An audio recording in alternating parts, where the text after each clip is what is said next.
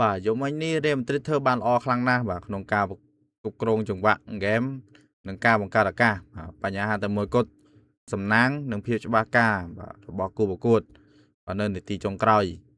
បាទការចាញ់នឹងក្លាយជាមេរៀនបាទនឹងកម្លាំងរុញច្រានឲ្យលោកបាទសាប៊ីឡុនសូកែច្នៃក្រុមឲ្យកាន់តែមុខស្រួចសម្រាប់ Champions League បាទនិង La Liga ខាងមុខនេះ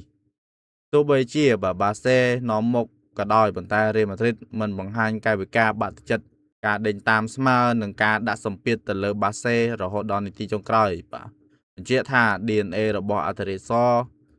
បាទគឺនៅតែរឹងមាំបាទការចាញ់បាសេលទ្ធផល3-2ក្នុងសមរភូមិបាទដ៏ជក់ចិត្តបែបនេះគឺជាការចាញ់ដោយកិត្តិយសបំផុតបាទសង្ឃឹមថារៀលម៉ាឌ្រីតបាទនឹងយកឈ្នះបាទ Champions League ហើយនិង La Liga ខាងមុខនេះ